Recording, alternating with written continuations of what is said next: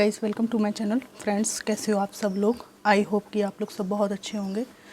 Friends, आज हम Karma reading कर रहे हैं कि what's their karma for hurting you.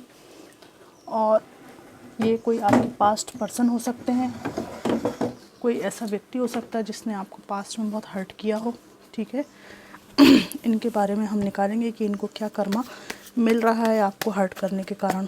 Divine ancestor, master, spirit guide, मेरी हेल्प कीजिए एनर्जीज निकालने में। Thank you. 9 of swords, 2 of swords, 5 of pentacles, king of pentacles, 4 of wands and the devil. Bottom of the deck है 5 of wands. सबसे पहले मुझे यहाँ पर ये एनर्जी आ रही है कि अगर आप मेल हैं और किसी फीमेल एक्स के लिए या किसी फीमेल फिगर के लिए देख रहे हैं आप ये रीडिंग, तो मैं आपको ये बता दूं कि ये जो महिला हैं आपसे अलग होने के बाद अपने जीवन में काफ़ी संघर्ष कर रही हैं। और अगर इनके विचार ऐसे थे कि आपसे अलग होकर ये बहुत अच्छी रहेंगी, तो ये अपने एक छोटे बच्चे के साथ मुझे यहाँ पे फाइनेंशियली स्ट्रगल करती हुई दिखाई दे रही हैं। ये एक जनरल कलेक्टिव रीडिंग है, ज़रूरी नहीं कि हर बात सबको रेजोनेट करे। जितना रेजोनेट करे वो ले लीजिए, बाकी आप छोड़ सकते हैं। दूसरी बात मुझे दिखाई देता है कि ये जो पर्सन है, ये जो भी व्यक्ति है, इनको लक्ष्य साधने में दिक्कत आती है। ठीक है, कंफ्यूज रहते हैं। यहाँ पर मुझे ये भी दिखाई देता है कि अपने रिश्ते को ना बचाने के कारण आज इनके हाथ में कुछ भी नहीं रहा। यदि आपके इनके साथ बच्चे थे या बच्चे हैं, तो ये बच्चे इनकी तरफ जाना नहीं चाहते, इनकी बात सुनना नहीं चाहते। ठीक है, दूसरी बात मुझे यहाँ पर इनके कर्मा में दिखाई दे रहा है कि बच्चों से वियोग इनको लिखा हुआ है या ये उसको भोग रहे हैं। समाज में इनके बारे में गॉसिप होती है, ये भी इनका कर्मा है। लोग गलत सलत इनके बारे में बोलते हैं। ठीक है, अगर इन्होंने थर्ड पार्टी सिचुएशन में डाला है या मल्टीपल पार्टनर इनके रहे हैं, तो इनको कोई अच्छी नज़र से लोग नहीं देखते हैं। यहाँ पर एक चीज़ और है कि इनकी ना रातों की नींदें ख़राब हुई है और बहुत परेशान रहते हैं। और अगर ये वर्किंग है या पढ़ रहे हैं, तो इनका पढ़ाई से मन उचट गया है। सबसे पहले एक बात और बताऊंगी कि आपके जाने के बाद इनकी लाइफ में बहुत परिवर्तन आए हैं। ठीक है, बहुत कुछ परिवर्तित किया है इन्होंने और बहुत बदलाव हुए हैं इनकी लाइफ में आपके जाने के बाद।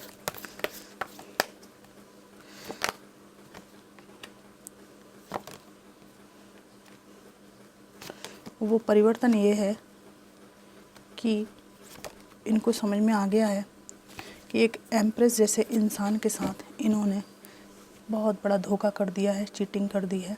ठीक है, जो कि अच्छी बात नहीं है। अपने आप को ये समझा रहे हैं कि इनके अंदर कमियां थीं।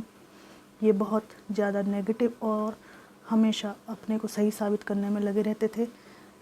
भले आप बहुत अच्छे इंसान रहे, लेकिन रिश्ते को संभालने के लिए आपने हर कोशिश की, लेकिन जो कुछ आप कर सकते थे वो सब आपने किया इस रिश्ते के लिए। लेकिन जब ये सुधरने को तैयार नहीं हुए थे, तब आपने मूव ऑन किया। आपके पर्सन की लाइफ में बहुत प्रॉब्लम्स हैं। ठीक है, बहुत प्रॉब्लम्स हैं, बर्डन्स हैं। ठीक है, और हमेशा दो सिचुएशन में ये जगल करते रहते हैं, बैलेंस नहीं बिठा पाते हैं।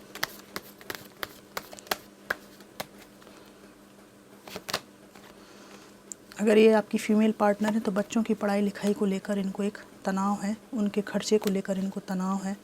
ठीक है, इनका मुझे यहाँ पे दिखाई देता है कि आपके मूव ऑन करने के बाद इनकी लाइफ में प्रॉब्लम्स आई और ये वर्तमान में भी प्रॉब्लम से जूझ रहे हैं। मुझे यहाँ इनकी ज़िंदगी में फाइनेंशियल प्रॉब्लम दिख रही हैं। ये मैंने आपको पहले ही बताया, जैसे घर का पेमेंट करना, बच्चों को अच्छी शिक्षा ना दे पाना। ठीक है, लिविंग स्टैंडर्ड सही नहीं कर पा रहे हैं और मेंटेन करने में इनको दिक्कत हो रही है लाइफ को। किसी फाइनेंशियल क्राइसिस से गुजरने के यहाँ पे संकेत हैं, ठीक है। फाइनेंशियल क्राइसिस है, यहाँ पे संघर्ष है और मानसिक तनाव भी है, ठीक है। इनको लगता है कि क्या आप इनको माफ़ कर पाएंगे, और आप जब इनकी ज़िंदगी में थे तो बहुत ही अच्छी हसीन थी ज़िंदगी, बहुत अच्छी ज़िंदगी थी, फ्लावर्स खिले हुए थे, फूल खिले हुए थे। और लेकिन अब जहाँ इनकी पार्टनरशिप है या जो नए लोग रिश्ते में जुड़े हैं या कहीं शादी हुई है, तो वहाँ इनको बहुत अधिक खर्चा करना पड़ रहा है। इनको लगता है कि आपके साथ इनकी किस्मत अच्छी थी, आपसे जुड़कर इनकी लाइफ में बहुत अच्छी चीज़ें हुई, आपने हमेशा अपने को इनके लिए इमोशनली अवेलेबल रखा, फाइनेंशियल वाइज भी आपने इनको सपोर्ट किया। आप एक ऐसे पर्सन थे जो रात के 12 बजे, 2 बजे, 4 बजे कभी भी बुलाओ इनके लिए दौड़ पड़ते थे आपके पास आने के लिए। अपनी लाइफ की चीज़ों को ये सही करना चाहते हैं, पर आपकी तरफ आने से ये व्यक्ति डरते भी हैं, ठीक है, क्योंकि ये आपको हर्मिट मोड में देखते हैं। यू आर नॉट इंटरेस्टेड, ठीक है, इनको ऐसा लगता है, क्योंकि आपने अपने में अपनी खुशी ढूंढ ली है। और जिस समय आपको इनकी सख्त ज़रूरत थी, ये प्रेगनेंसी का टाइम हो सकता है, बच्चा होने का टाइम हो सकता है, उस टाइम ये आपके पास नहीं थे, तो इसलिए शर्मिंदा भी महसूस करते हैं। इनके कर्मा इनकी लाइफ में इनको मिल रहे हैं, और प्रेजेंट में जो इनकी लाइफ में अब वो वैसे नहीं हैं जैसे आप थे। इनके पास बहुत रिस्पॉन्सिबिलिटी है, बहुत धोखे हैं इनकी ज़िंदगी में। कई लोगों को इन्होंने अपनी ज़िंदगी से निकाल कर बाहर किया है, कट किया है, यहाँ पर कुछ ऐसा भी है, ठीक है। डिसेप्शन इनको भी मिलता है। दूसरी बात मुझे यहाँ दिखाई देता है कि लाइफ में बहुत सारे चैलेंजेस होने के बावजूद भी ये उनको दूर उतनी तेज़ी से नहीं कर पाते जितनी तेज़ी से आप करते हैं, ठीक है। और ऊपर वाले ने इनको कर्मा देकर इंसाफ किया है, या तकदीर ने इंसाफ किया है। इन्होंने आपको धोखा दिया, फाइनेंशियली डिस्ट्रॉय किया, चीट किया, इग्नोर किया, जो भी इन्होंने किया, कोल्ड शोल्डर दिया, ठीक है, ठंडा मिजाज रखा इन्होंने, फ़ेस टू फेस इनको सहन करना पड़ रहा है। अगर आपको सोशल मीडिया पे ये मुस्कुराते हुए दिखाई देते हैं तो ये जानबूझकर करते हैं, क्योंकि इनको पता है कि आप इनको देखते हो, तो आपको दिखाने के लिए ये सब हो रहा है।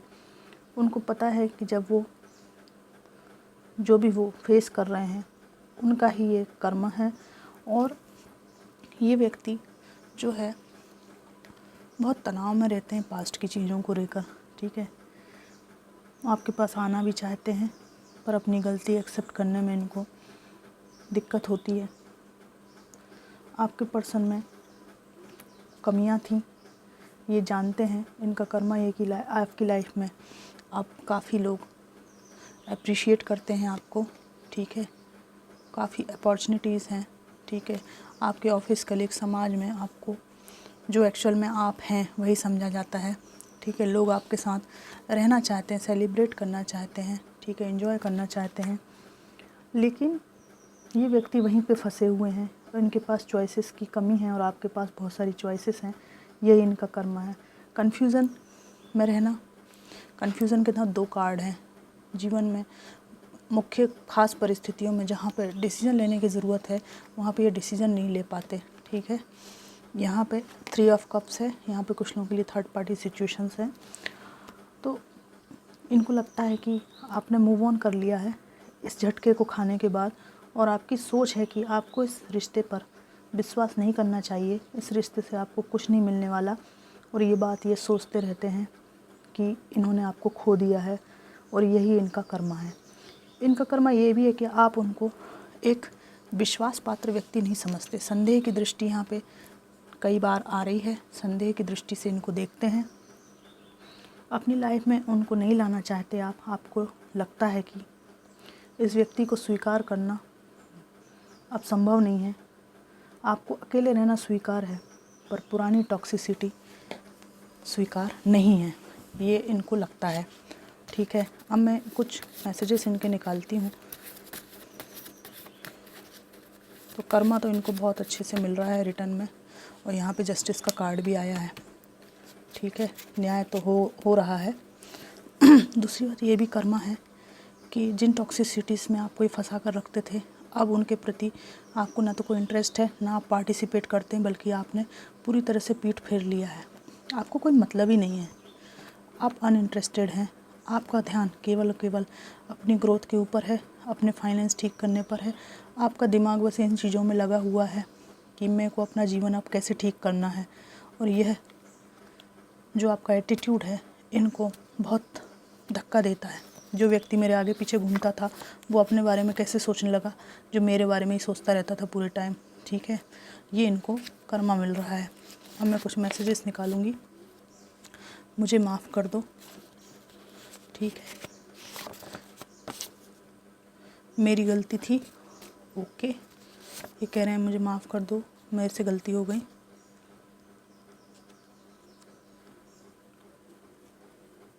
I sabotaged this connection and I regret it. इनको पछतावा है। क्षमा गलतियों की होती, धोखे की नहीं। ये कह रहे हैं कि मैंने गलतियाँ की, वहाँ तक तो ठीक था, लेकिन मैंने तुम्हें गलती करते करते एक बड़ा धोखा दे दिया। ये मुझसे गलती हुई, please give me a chance. कृपया करके मुझे एक मौका दो। ये कह रहे हैं तुम्हें जीवन में अच्छा करते देख मैं अचंभे में हूँ। ओ माय गॉड फ्रेंड्स, अचंभित हैं ये आपकी ग्रोथ से। तुम समझते क्यों नहीं? न जाने क्या बात है जो ये समझाना चाहते हैं आपको। एक्चुअली कुछ ऐसा हो जाता है रिश्ते में कि फिर समझने लायक बचता नहीं है कुछ। ठीक है,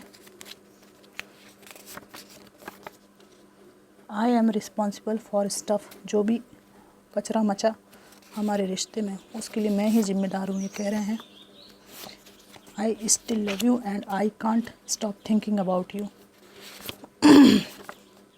I am still shamed by my actions. मैं अपने कर्मों पर शर्मिंदा हूँ, ये कह रहे हैं। तो फ्रेंड्स, ये थी आज की कर्मा रीडिंग। ये रीडिंग की बहुत दिनों से मांग की जा रही थी। रीडिंग आपको कितनी रेजोनेट की मुझे ज़रूर बताइएगा। Thanks for watching.